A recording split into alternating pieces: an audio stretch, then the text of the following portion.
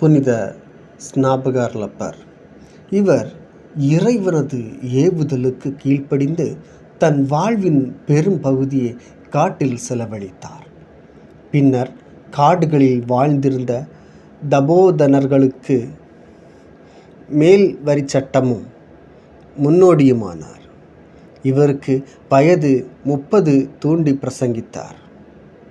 இவர் கிறிஸ்துநாதரின் முன்னோடி. கிறிஸ்துவுக்கு ஞான தீட்சை அளிக்கும் பேர் பெற்றவர். இவரே இறைவனின் செம்மறி என மக்களுக்கு சுட்டி காட்டியவர். மாசில்லா குழந்தைகளை கொன்ற ஏரோது மன்னன் இறந்து போனான். அவனுடைய மகனான ஏரோது அந்திபாஸ் நாட்டை ஆண்டு வந்தான். இவனையே நம் ஆண்டவர் நரி என்று அழைத்தார். இவன் ஒருமுறை ரோமுக்கு சென்று அங்கு தன் சகோதரன் பிலிப்புவின் மனைவியான ஏரோதியாளை சந்தித்து அவளை தன் மனைவியாக்கி கொண்டான். இவனுடைய நியாயமான மனைவியோ அரேபிய நாட்டின் அரசனான அரத்தாஸ் என்பவரின் மகள்.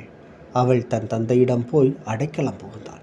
நடந்த சண்டையில் ஏரோதின் இராணுவம் முறியடிக்கப்பட்டது. விபசாரியான ஏரோது அந்திபாஸை அருளப்பர் அச்சமின்றி கண்டித்தார். அதன் விளைவாக சிறையில் அடைக்கப்பட்டார். நம் ஆண்டவர் இறக்க ஓர் ஆண்டிற்கு முன்னால் ஏரோதியாளின் வேண்டுகோளின்படி தலையே வெட்டி அருளப்பர் கொல்லப்பட்டார். சிந்தனை: பெற்றோர்களும் ஆசிரியர்களும் தங்கை சார்ந்தவர்கள் தவறு செய்யும் போது அச்சமின்றி அவர்களை கண்டிக்க வேண்டும். ஜெபம்: ஆண்டவரே, திருச்சபைக்கும் நாட்டிற்கும் ஏற்ற தலைவர்களை தாரும். ஆமென்.